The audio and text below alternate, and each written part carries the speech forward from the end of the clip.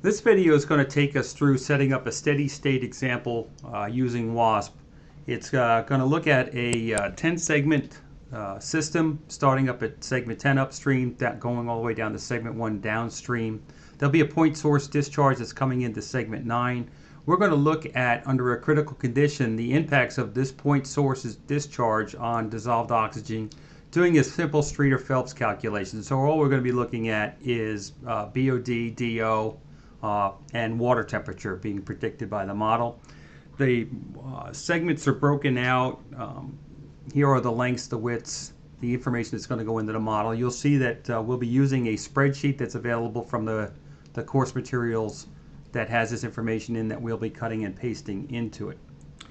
The critical condition is going to be August 7th, 2012. It was the lowest flow, highest temperature, and we'll be using this information to calculate the impact on the water body. With that, we're going to go ahead and start building our WASP input file. All right, this video is going to take us through a step-by-step process for creating the steady state WASP input file that we used on the first day of the WASP workshop. You'll need two things running. First, you'll need WASP8 and you'll need Excel with the steady state spreadsheet loaded, which was provided in the course materials. So with WASP, the first thing we're going to do is we're going to go into the interface and we're going to say we would like to create a new file. So we can either click on the icon or go to the file menu and say new. And all this basically does is just initialize the interface for a new file. So if anything was previously loaded, it would be erased. So we're pretty much going to be building our WASP input set by moving from left to right on these icons. You'll see some are not highlighted yet. That's because prerequisite information hasn't been entered so that the screens would be available. So the first one we're going to go into is the dataset parameterization screen. And basically we're going to just give our input dataset description, and I'll just call it steady state example. We have to pick our model type. We're going to use the advanced eutrophication model, and then we're going to have to set our time domain. And if you remember from the lecture and the spreadsheet, our time domain actually starts on 7/1/2012 at 12 a.m. and then it ends on 7/5/2012 at 12 p.m. So that's the time domain that the model is going to run for. You know, steady state models themselves, you just give them a condition and they just run. They calculate the steady state answer. With WASP, because it is a time variable model, it has to iterate to the answer. So it's going to take a couple days simulation for it to iterate to the answer. The last thing that we're going to want to do is we're going to want to constrain the model time step to an hour, because we want to look at diel variations of both dissolved oxygen and temperature. So we'll set the maximum allowable time step to 0.041, which is an hour, 1 divided by 24. And then the other thing we're going to set is the model output interval. And we're going to set the model output interval to an hour as well. So we'll put in 0.041. So this pretty much is all we have to do on this screen. We just set our time domain, picked our model type, and set our time step options.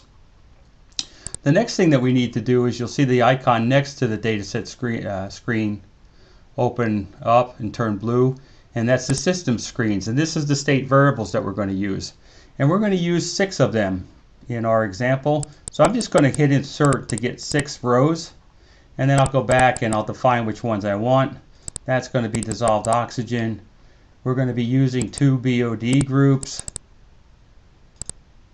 We're going to be predicting water temperature and solids concentration. And the last one is we're going to do a tracer. So I like just to give these things names real quickly. I'll just call this dissolved oxygen. And then the BOD group, so I can tell the difference. This will be BOD upstream. This will be BOD point source, and we'll call this one water temperature.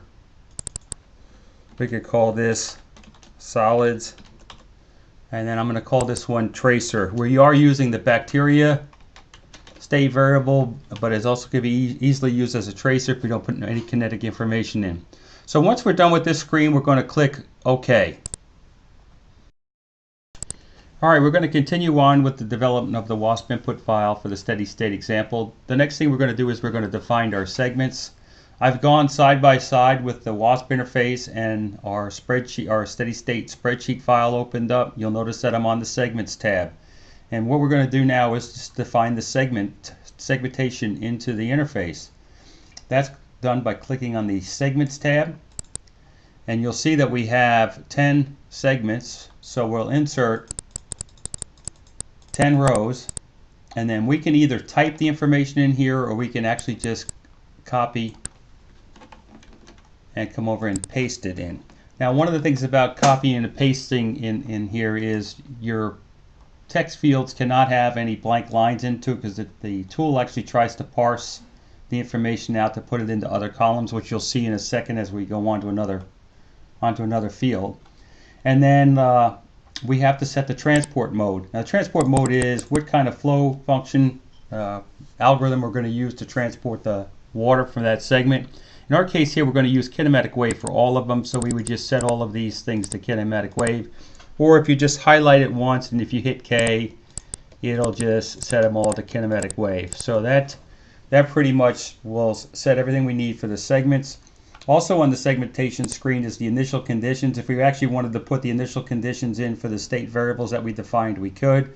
We're going to leave them 0. We'll let them start from 0 and work their way to their steady state solution. And also if you had particulate components that you wanted to include, you could set the fraction dissolve for that particular state variable. So once I'm okay with everything that's here, I'm going to click OK. Now, if you made a mistake in one of these screens and you wanted to start again, if you click cancel, it will not save anything that you've done and you can come back into the screen. By clicking OK, the information gets saved and we move on. So the next thing we're going to do is we're going to skip over a couple of these icons right now. We're going to go to the flow screen, and being that we picked our flow options, we need to go ahead and put in some information that that the channels need. Now, depending upon the flow option that you choose for each individual segment, you will see certain fields be available for entering data and then some that aren't. And so in this case here, bottom elevation is not available. That's because we did not use the dynamic wave flow option, so we don't need that information. So what we're going to do is we're going to go ahead and from our spreadsheet, we're going to copy the length and the width. All of this stuff is in metric, so this is meters.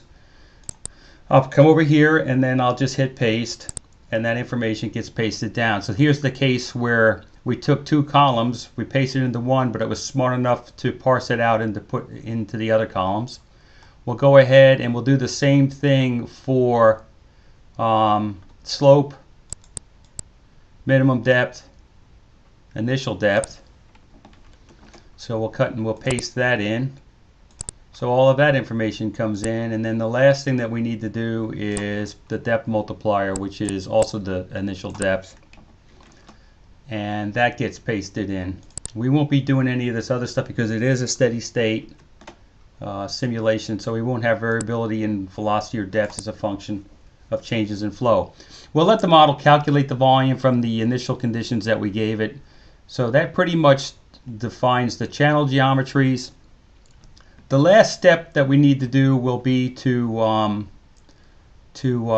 hook up or route the flows through the individual segments. Okay, the next thing we have to do after defining all our channel geometry information is we actually have to connect these segments up so that WASP can route the water through. And to do that, basically we have to tell the model how the segments are arranged. So if you click on the network tab of the spreadsheet, this just gives you a box diagram of what the network looks like. We have 10 segments. For each one of the blue arrows represents an input into our model network, which we call boundaries. So we got a flow from a boundary to 10, 9, 8, 7, 6, all the way out through the bottom. So that's going to be one flow path that we're going to have to define. And then we also have a flow from our point source discharge into segment 9, which we're going to have to define. So to define these the flow paths, we're going to click on the surface water tab. Let me just do a little bit of rearranging of the screen so that we can see this a little bit better. So the first thing we're going to do is we're going to insert our flow functions that we're going to use. The first one will be our main stem one, and that's the one that comes into segment 10. And then the next one is going to be our point source. So these are the two flow functions that we're going to actually define water coming into our model network and then where it's going to go. So with us on the main stem, this is the one we're going to have to define from upstream to downstream. So we're going to basically come down into this lower left. We're going to insert a bunch of rows. And then basically we say the model starts from a boundary, goes to segment 10, 10, goes to 9, which basically is routing the water through our boxes. And we're going to do this until we get all the way down to the bottom. So we're routing water in and out of the boxes. It's critical to make sure that you are routing both the water in and out, because if you forget the out, the water will accumulate in that one segment. And then our last one would be 1 to boundary. We don't need this one. So that's our first one. So we've actually defined this flow path right here. So the next one is we'll click over to point sources and we're going to define that one. So click on point sources. This one is relatively easy to do because it's just boundary to segment 9. WASP will take care of doing all the connectivity. So that gets us to the connectivity. The next thing that we need to do is we need to define the flows. Now the flows, if you click on your boundary tab, are described right here. Now if this was a time variable model, these flows would be changing in time, but being that this is a steady state model, we're going to put in constant flows. So the first thing for our main stem upstream flow, it's 0.14 cubic meters per second. So we'll put in the 0.14. Here you'll see that a graph will appear over on the right, basically just shows it's a constant flow for that whole period of time. The next one will go to the point source. If you look back at the spreadsheet, it's 0.22. So we'll put in 0.22 here as its flow. So we've defined to WASP, we defined our model network. We defined where the flows were coming from and going to. We set the flow rate at the top to 0.14 cubic meters per second, and then the flow rate for the point source discharge to 0.22. Cubic meters per second. So that pretty much takes care of defining the flows. That's all we're going to need to do. Our next step is we actually have to define the concentrations of the state variables that we're simulating that are coming in both at the upstream boundary and the point source. So to do that, we're going to click on another button, which is the boundaries button. And you'll notice that WASP automatically determines where the boundaries are based upon the flow connectivity that we defined.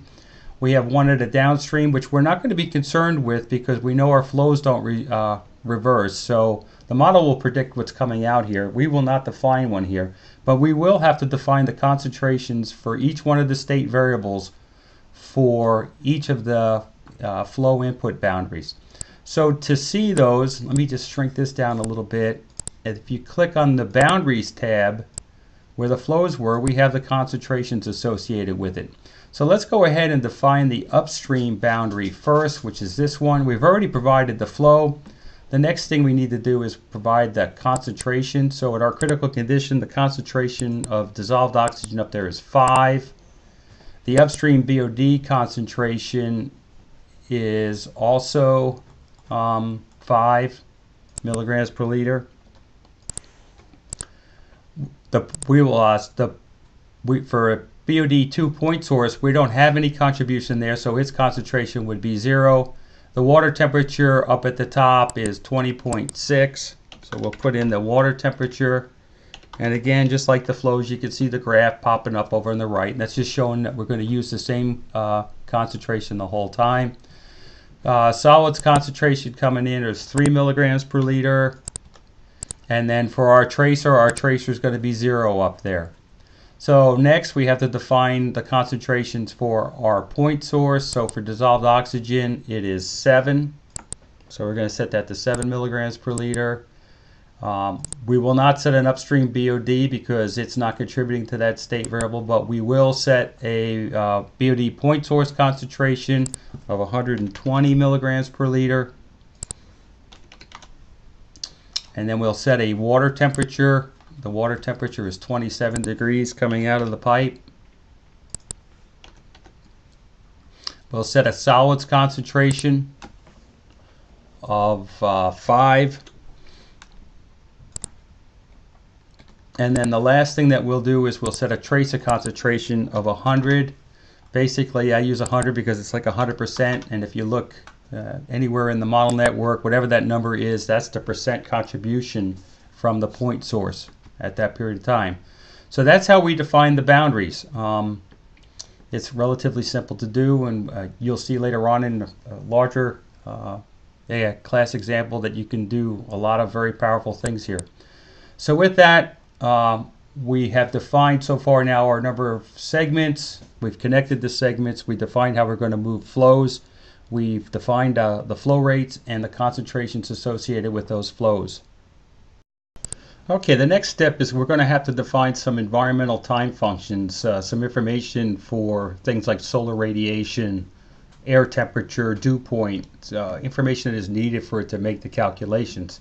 So if you click on your environmental tab on your spreadsheet, you'll see that we have time series data, and basically it's the same time series. It's our critical period of time, but the time series is repeated for the 5 days. So it just goes from July 1st to July 5th, but it's the same hourly information that's coming in. But we're going to have to bring in solar radiation, air temperature, wind speed, and dew point, which is needed for the heat calculation. We should note that the solar radiation that we're using here has already been attenuated by cloud cover because it was actually an instrument that was set at the water surface. So to put time functions in, it's relatively simple to do. You click on the time function icon, and then you'll get a list of the time functions that are available. So in our case here, we're going to, the first one we're going to put in is solar radiation.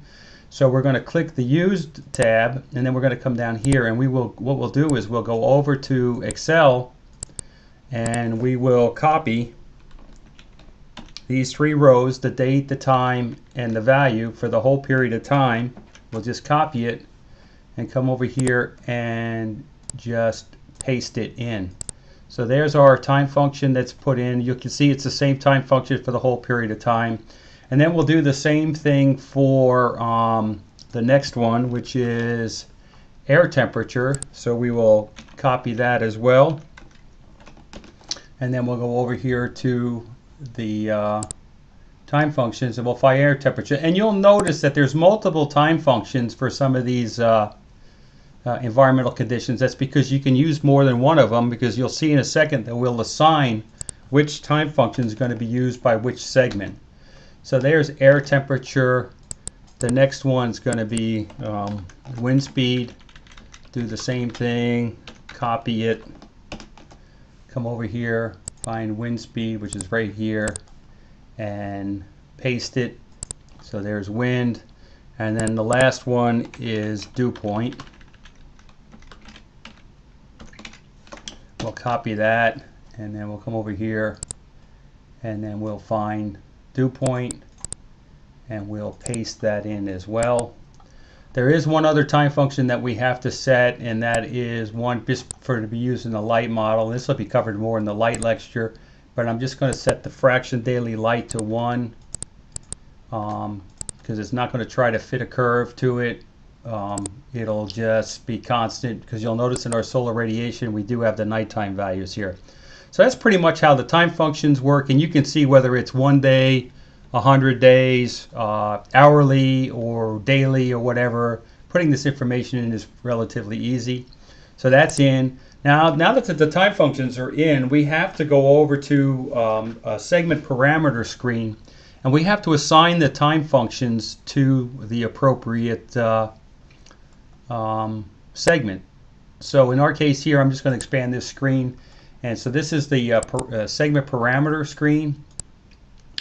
And you'll see that here is all of our segments.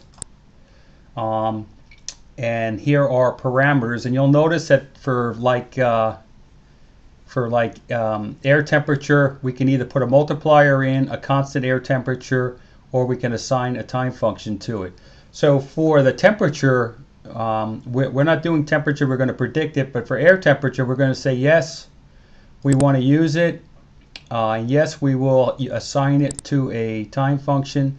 So the scale factor we're going to assign here is going to be 1. So whatever in the time function is, it'll be 1. If we put a 2 in here, basically it would be 2 times whatever was in the time function that we entered.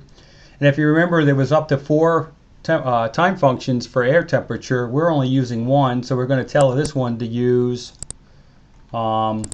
just the first time function. If I had a second one in, I could assign like the bottom ones to use the second time function if we had one. The next one is solar radiation, and again, our solar radiation is already in watts per meter squared, so we're good. We'll set that to 1, and we're going to use time function 1.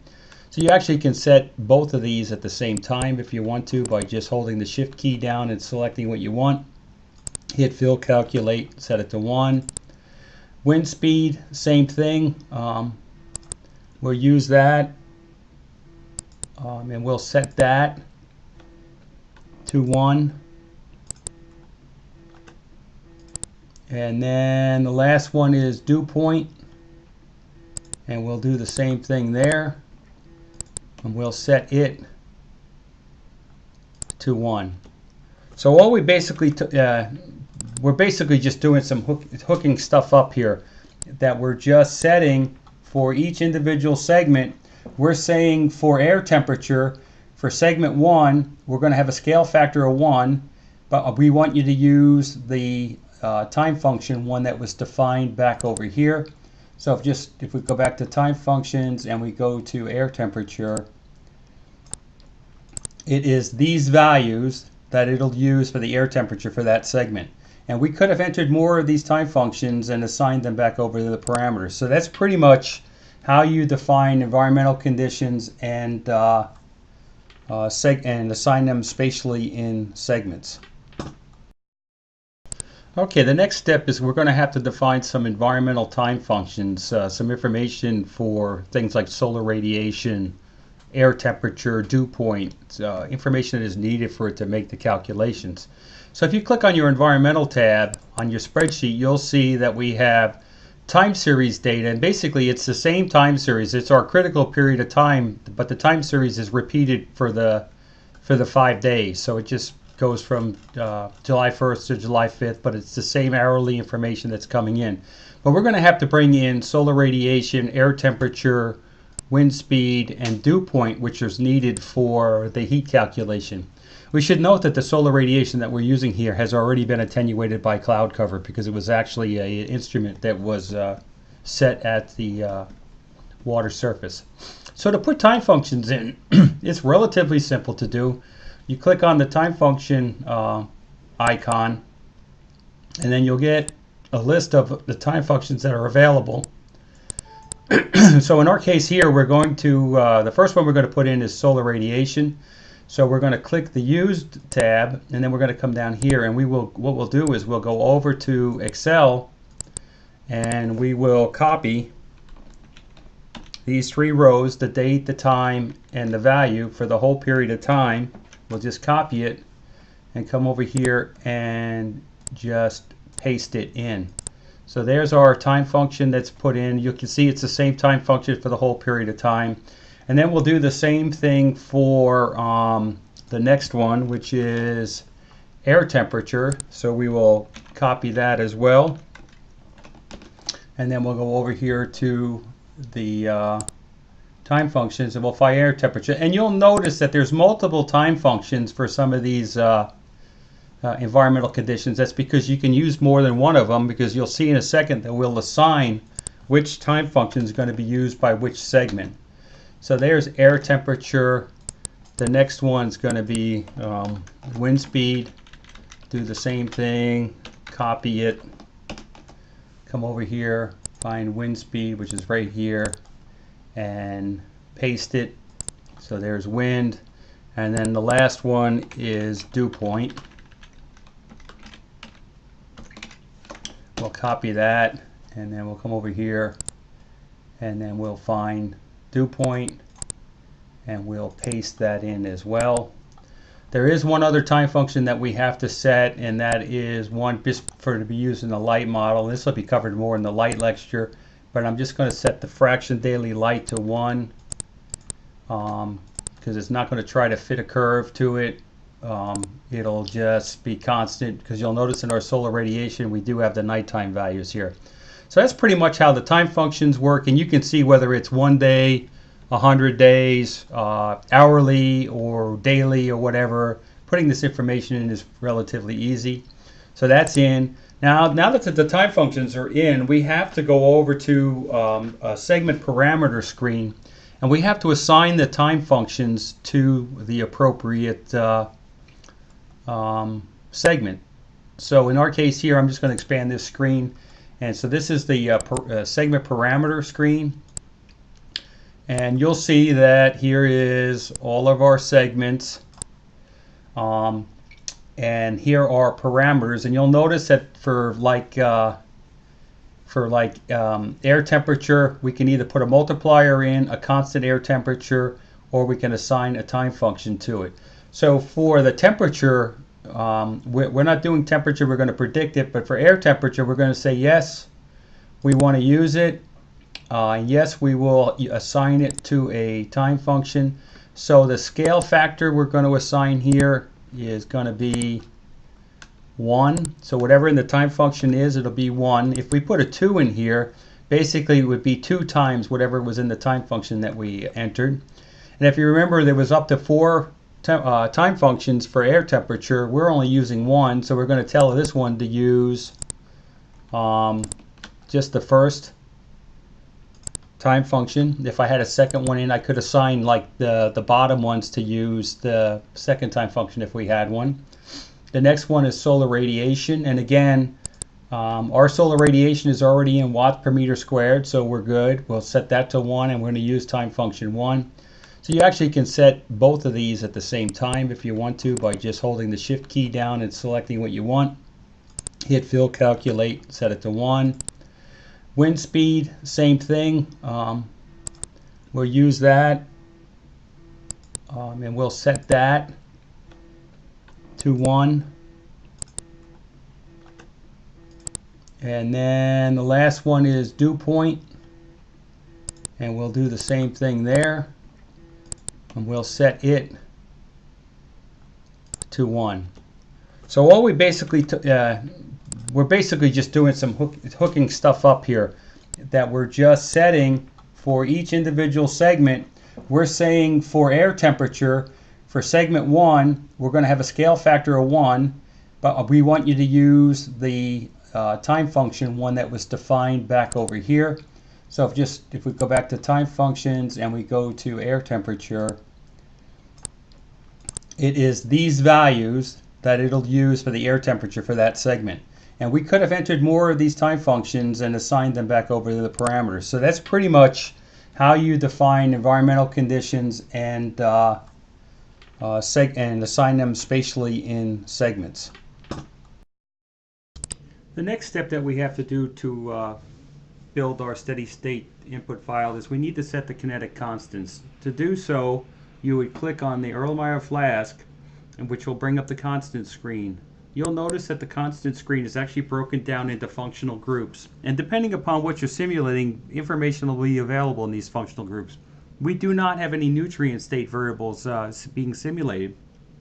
So if we go into that screen, you'll see that there are no constants available. So that pretty much WASP protects you from trying to enter information where it wouldn't matter. So the first thing we're going to do is we're going to go into the global constant screen, and the only thing that we're going to do here is we're going to click on and say that it's fresh water, which is the default. So if you didn't click on that, WASP would assume that it is fresh water. We're not going to put latitude and longitude in because we've actually provided a time series of solar radiation, but if we didn't do that, it could calculate it from the latitude and longitude. The next one we're going to go into is water temperature, and we're going to have to set a couple of constants in here so it knows how to make the calculations. The first one is, and it is the default, is we're going to set it to full heat balance. We will not consider ice, so we won't have to put in any of the ice coefficients. So we'll have to put in the coefficient of bottom heat exchange, which will be 0.3. And then the last one would be the sediment ground concentration, and we're going to put temperature. We'll put in 25. So that pretty much takes care of what we need to put in here. So the next thing we would move on to is BOD. And we are going to put in rates for a BOD decay rate for our upstream BOD, our point source BOD, and we'll put in temperature corrections for our BOD decay. So the first one is going to be the watershed BOD, and we're going to put in a rate of 0.15. For the point sources, it'll be 0.5, and our temperature correction will be the same for both, 1.047. So that'll correct the BOD decay rate as a function of water temperature. Then the next thing we'd have to go on to is dissolved oxygen. And really the only thing that we're going to set in here, and it is the default, is that reaeration will be calculated as a function of depth and velocity within the segment. From there we would go on to light. One of the first things that we'd have to do is set the light option, and we're going to use light option 1, which says to use light, input light, which we did in our as a time function, as you remember from previous steps. We'll use the default for the reflectance of the solar radiation, and then the only other thing that we need to do is we need to turn on some light extinction coefficients. So we're actually going to put in a light extinction coefficient for background light, detritus and solids concentrations, and DOC in the water column. And it's just going to be 0.1 for background light, 0.2 for the solids, and then 0.3 for detritus. So that pretty much sets all of our kinetic constants. Now would be a good time to save your input file. So you would click on Save. A dialog box will come up, and it'll ask you where to store it. I've already saved mine, so that's why I won't do that. But when I save it, it'll save it to this point. And it's a good idea to save as you go along. Okay, once you successfully save the file, the last thing we really need to do is turn on the output variables that you want saved so that we can look at in the post-processor. To do so, we're going to click on this icon. And much like all the other screens, they are broken down by functional groups. So these are the various groups that we have output for. And again, if you're not simulating a specific state variable, the output will not be available. So we're going to go into transport, and there's a couple of things that we're going to turn on in here. The first one we'll turn on is mass check, and it's always a good idea to turn this on. As the model's running, it'll do a conservative tracer, and that value always should be 1 in all of the segments. If it's not, that means there's something wrong with the model network or you have an instability problem. We'll put out segment volume, and then we'll put out effective flow, as well as segment depth and segment temperature. So that's all we'll do in this one. The next group that we'll go to is BOD, and we'll put out the predicted BOD concentrations for both of our sources, our upstream boundary BOD as well as our point source, and then we'll put out total BOD as well. Then we'll go to dissolved oxygen, and we will put out the instantaneous dissolved oxygen concentration, the diurnal average, the min, and the max. And then we'll go on to temperature, and we'll do this pretty much the same thing. We'll put out the minimum temperature, the maximum temperature, and the mean temperature. And if you remember back from the transport screen, we were already putting out the instantaneous. So with that, we have defined what we want to be output to the model. To run the model, I would hit save at this point, and then to run the model, just click on the WASP, and the model will come up and run, and you'll see that it runs pretty quickly. And when it's running, it gives you a bunch of information to the screen that you could go back and look at. One of the things it's telling you is, hey, you didn't specify a volume, so I calculated it. And then it takes off running, and then in the end it stops and comes to completion. The next step will be going into the post-processor. To prepare for going to the post-processor, WASP has the ability to develop project files, which make it real easy for loading information into the post-processor with a single click. So what we're going to do is we're going to add the WASP output file to our project so that when we go to the post processor, it's loaded automatically. To do that, we're just going to click on Project, Edit Project, and we're going to Insert. And we're going to browse to where our input file is at, which is in this directory here. And the WASP output file has the same name as your input file, but it has the extension of BMD2. So we'll select that and it'll be brought into this project. We'll click OK and we'll save that because that project information is inside the WASP input file. Okay, I'm just going to give you a brief introduction to post-processing the steady state file. There'll be other videos on that go into more depth of how to use all the functionality of the post-processor. But because we added the BMD2 file to our output file, we're going to be able to click on this icon pretty quickly and it'll load. The thing that has to happen before you click on this icon is we actually use the graphing tool that is part of the WRDB package. So you need to have installed and run WRDB before clicking on this. Otherwise, the post processor will not appear. But I click on that and the post processor will appear. And you'll see here are our 10 segments. And if you remember from all the output variables that we selected, here are all of our output variables. And I'm just going to show you real quickly that you can plot just about anything you want. If I wanted to look at my diel temperatures in, let's say, this monitoring segment, I can pick that segment and come over here and click the water temperature as well as the min and the max. And if I click this button, add to the left axis, and I'm going to assign these all to the same axis, you'll see that here is our diel variation in temperature. That's our maximum temperature for the day and our minimum temperature for the day. So it allows us to see information like that. We can go on and add another graph, and I'm going to go ahead and add another time series plot. And let's just look at dissolved oxygen. And if we really just wanted to see it for the whole model network, we can select all of them and add it to the axis. Now, one of the differences between a steady state model and a time variable model is that WASP has to iterate through time to get the steady state answer. That's why we put in the same data from 7.1 to 7.5. So that gives us a period of time for the model to come into steady state. And you can see at the very beginning, it is not in the steady state. And finally, halfway through, it looks like July 2nd, it started to get into steady state mode. So in here, the model is actually in a steady state condition. It's not changing much, so that we can see the predicted concentrations. And we can also just real easily add to this graph some standards if you just wanted to see water quality standards. If you wanted to see, I'm going to just hit the F2 key, and I'm going to click on this build button. Calculate button. I'm going to add a constant value, and I'm going to add a constant value of 5. Which would be representative of the the average DO water quality standard. So we would do our reductions in this thing to bring that line all the way above that. But that's all I want to spend our time with, just showing you how to use the post processor. There'll be more information in another video.